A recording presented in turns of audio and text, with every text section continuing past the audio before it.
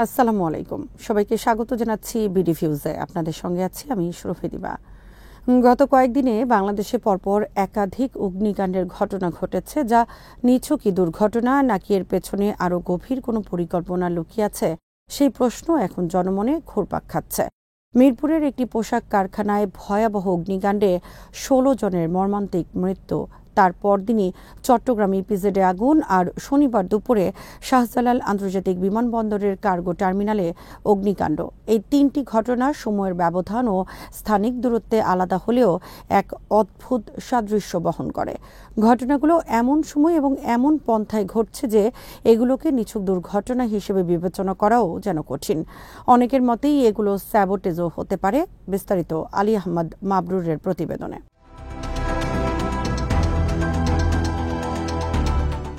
রাজধানী মিরপুরে শিয়ালবাড়ি এলাকায় শাহ আলম নামে একটি কেমিক্যাল গোডাউনে ভয়াবহ অগ্নিকাণ্ডের ঘটনায় ১৬ জনের মরদেহ উদ্ধার করেছে ফায়ার সার্ভিস।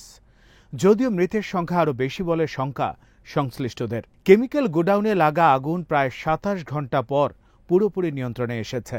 এই অগ্নিকাণ্ডের সূচনা হয় ১৪ অক্টোবর। যেখানে দুর্ঘটনাটি ঘটেছে সেখানে এতটা ধ্বংসযজ্ঞ ও হতাহতের বিষয়টি অস্বাভাবিকও নয়। তাছাড়া ঘটনাস্থলের ৫০০ গজের মধ্যে অবৈধ আরও ৩টি কেমিক্যাল গোডাউন রয়েছে। এসব গোডাউনে টেক্সটাইল কেমিক্যালের পাশাপাশি ঝুঁকিপূর্ণ রাসায়নিক রয়েছে, যা থেকে যে কোনো সময় ঘটতে পারে আরেকটি ভয়াবহ দুর্ঘটনা।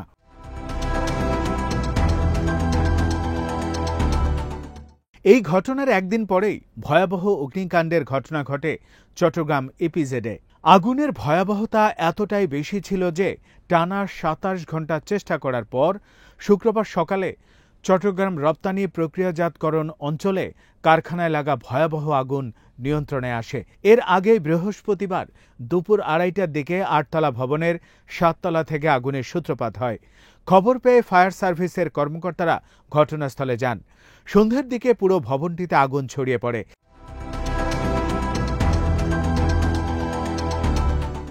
দাউ দাউ করে জ্বলা আগুনের আশেপাশের কয়েকশো মিটার পর্যন্ত দূরে আগুনের তাপ অনুভূত হয়। থেমে থেমে কারখানাটির ভেতরে ছোট আকারে বিস্ফোরণের শব্দ শোনা যায়। ওই সময় আগুনের তাপের কারণে ফায়ার সার্ভিসের সদস্যরা কাছে যেতে পারেননি।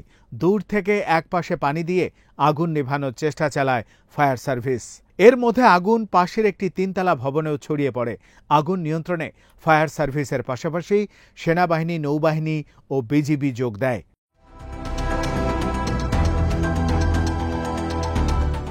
এই ঘটনার রেশ শেষ না হতেই হজরত শাহজালাল আন্তর্জাতিক বিমানবন্দরের কার্গো ভিলেজে আগুন লেগেছে। আগুন নিয়ন্ত্রণে ফায়ার সার্ভিসের ৩৩টি ইউনিট কাজ করেছে।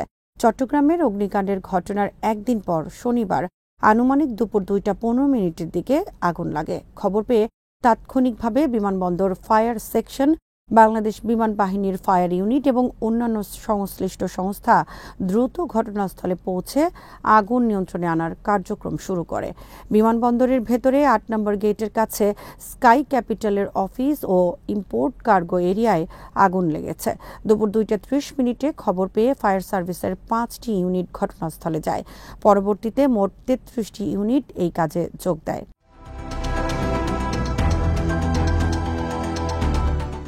আন্তঃবাহিনী জনসংযোগ পরিদপ্তর আইএসপিআর জানায়, কার্গো সেকশনে আগুন নেভানোর কাজে যুক্ত হয়েছে বাংলাদেশ সিভিল এভিয়েশন সহ বাংলাদেশ ফায়ার সার্ভিস এবং বাংলাদেশ বিমান বাহিনীর ২টি ফায়ার ইউনিট।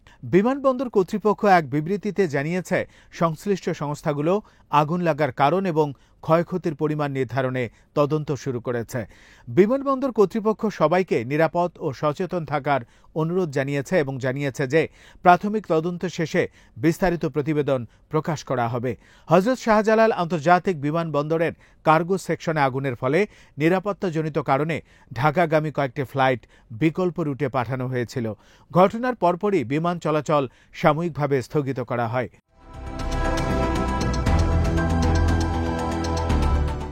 বাংলাদেশে অগ্নিকাণ্ড নতুন কিছু নয়। পুরনো ভবন, নিরাপত্তাহীন বৈদ্যুতিক লাইন, ফায়ার সেফটি অব্যবস্থাপনা সবই এই দেশের পুরনো বাস্তবতা। কিন্তু সম্প্রতি আগুন লাগার ঘনত্ব ও লক্ষ্যবস্তুর ধরন অনেকের নজর কেড়েছে। একদিকে দেশের বড় বড় পোশাক শিল্প এলাকা যেমন মিরপুর, গাজীপুর, নারায়ণগঞ্জ, চট্টগ্রাম ইপিজেড, যেগুলো বাংলাদেশের বৈদেশিক মুদ্রা অর্জনের প্রধান উৎস, অন্যদিকে বিমানবন্দরের কার্গো টার্মিনাল, যা আমদানি রপ্তানির কেন্দ্র, অর্থাৎ অর্থনীতির ধমনীতে আগুন লেগেছে।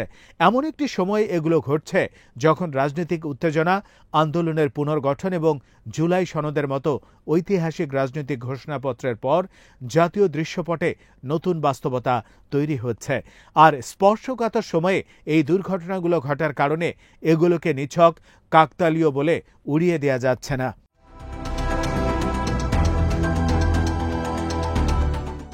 স্যাবোটেজও বলছেন কেউ কেউ। আর স্যাবোটেজের এই প্রশ্নটি এসেছে বিমানবন্দরের অগ্নিকাণ্ডের ঘটনার পর, কেননা জুলাই সনদ স্বাক্ষরের একদিন পরেই এইসব অগ্নিকাণ্ড ঘটে।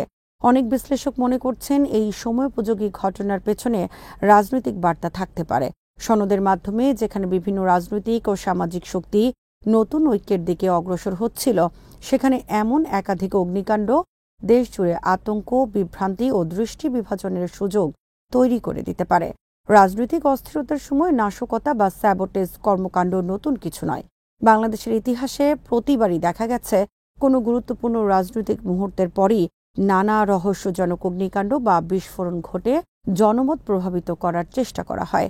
অন্তর্বর্তী সরকার ও রাজনৈতিক দল যখন ফেব্রুয়ারিতে নির্বাচন আয়োজনের লক্ষ্যে এগিয়ে যাচ্ছে, জুলাই সনদকে আইনগত ভিত্তি দেওয়ার প্রক্রিয়া এবং সংস্কার কমিশনের প্রস্তাবনার আলোকে গণভোটের আয়োজন চলছে, সে সময়ে এই ধরনের দুর্ঘটনা বিশেষ করে দেশের অর্থনীতির হৃৎপিণ্ডে আঘাত করার উপর্যুপরি ঘটনা প্রমাণ করছে একটি অপশক্তি এগুলোর নেপথ্যে থাকতেই পারে, যারা দেশে অস্থিতিশীলতা তৈরি করতে চায় এবং নির্বাচনী প্রক্রিয়াকে বাধাগ্রস্ত করতে চায়।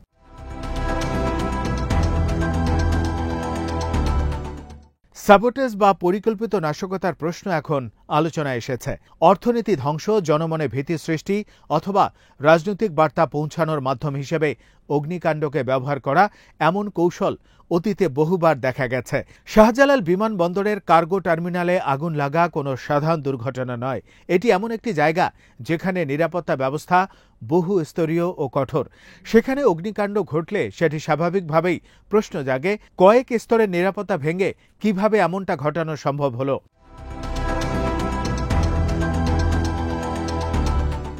বিশ্লেষকরা মনে করছেন এই স্পর্শকাতর সময়ে সংঘটিত এই দুর্ঘটনাগুলোকে কেবল দুর্ঘটনা বলে দায় এড়ানো চলবে না। প্রতিটি ঘটনায় স্বচ্ছ, নিরপেক্ষ ও প্রযুক্তি নির্ভর তদন্তের দাবি উঠেছে। সিসিটিভি ফুটেজ, ফরেনসিক বিশ্লেষণ ও ইলেকট্রিক সার্কিট রেকর্ড পরীক্ষা সবই এখন জরুরি।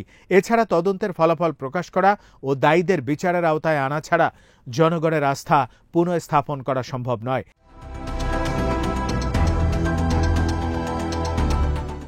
আরেকটি বিষয় হলো, এবারের ঘটনাগুলো যেন ঘটানোই হচ্ছে দেশের অর্থনীতির ভিতকে দুর্বল করে দেওয়ার জন্য। হিসেব করলে দেখা যায় প্রতিটি ঘটনায় নতুন করে অনেকগুলো পরিবার নিঃস্ব হয়ে গেছে, ব্যবসা ক্ষতিগ্রস্ত হয়েছে। মিরপুরে কেমিক্যাল কারখানায় অগ্নিকাণ্ডের ঘটনায় আর্থিক ক্ষতির পাশাপাশি 16 জন মানুষের জীবন চলে গেছে।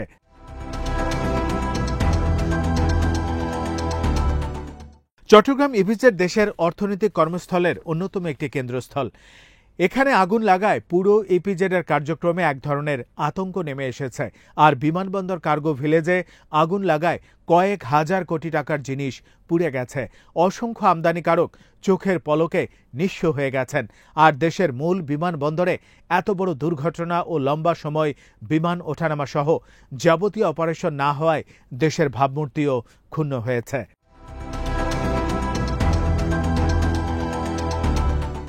শাহজালালের ইতিহাসে ভয়াবহ অগ্নিকাণ্ডের ঘটনা নিয়ে নানা সন্দেহের ডালপালা মেলেছে। ঘুরপাক খাচ্ছে বিশ্বাস, অবিশ্বাস আর সন্দেহ। কেউ বলছে দুর্ঘটনা, আর কেউ বলছেন নাশকতা, আবার কেউ কেউ বলছেন পূর্ব পরিকল্পিত। তবে ঘটনা যাই হোক, শাহজালালের ইতিহাসে এরকম ভয়াবহ ঘটনা যে আগে কখনোই ঘটেনি, সেটির বিষয়ে একমত সবাই। এত বিশাল অঙ্কের ক্ষয়ক্ষতিতে স্তব্ধ ব্যবসায়ী থেকে শুরু করে সবাই। সরেজমিন পরিদর্শনে নানা লোকজনের সঙ্গে কথা বলে এমন চিত্রই পাওয়া গেছে। তবে বেসামরিক বিমান চলাচল কর্তৃপক্ষ, গ্রাউন্ড হ্যান্ডলিং সার্ভিস পরিচালনাকারী বাংলাদেশ বিমান সহ বিভিন্ন গোয়েন্দা সংস্থার কর্মকর্তারা দুর্ঘটনার বাইরে অন্য কিছু ভাবছেন না। বিমান বাংলাদেশ এয়ারলাইন্সের পক্ষ থেকে তদন্ত কমিটি, মন্ত্রণালয়ের তদন্ত কমিটি, গোয়েন্দা কর্মকর্তাদের অনুসন্ধানের আগে নাশকতার বিষয়টি তারা উজ্জ্ব রাখতে চান। তবে তদন্ত বা অনুসন্ধানে যদি ওই ধরনের কোনো কিছু পাওয়া যায় তবেই নিশ্চিত হয়ে অ্যাকশনে যেতে চান।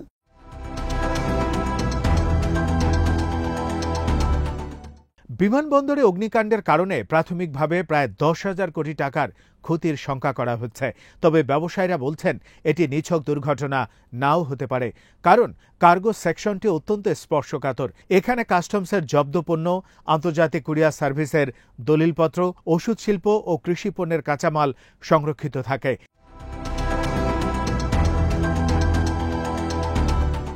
এদিকে ভয়াবহ এই অগ্নিকাণ্ডকে নিছক দুর্ঘটনা মানতে নারাজ অনেকেই, বিশেষ করে সিএনএফ এজেন্ট অ্যাসোসিয়েশন। তাদের দাবি, পূর্ব পরিকল্পিতভাবে এইসব ঘটনা ঘটানো হয়েছে। স্বাধীন ও নিরপেক্ষ তদন্ত দাবি করে তারা বলছেন, এমন সময় এই ঘটনা ঘটল যখন দেশের অর্থনীতি খুব ভালো অবস্থানে নেই।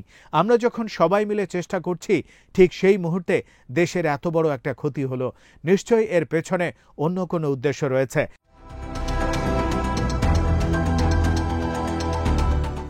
সব মিলিয়ে বিশ্লেষকরা বলছেন, অন্তর্বর্তী সরকারকে বিতর্কিত, নির্বাচনকে অনিশ্চিত এবং দেশকে ক্ষতিগ্রস্ত করার উদ্দেশ্যে এরকম স্যাবোটাজ করা হতে পারে। তারা সরকারকে অন্যান্য স্পর্শকাতর অবকাঠামোর নিরাপত্তা নিশ্চিতে জোর সুপারিশ করেছেন।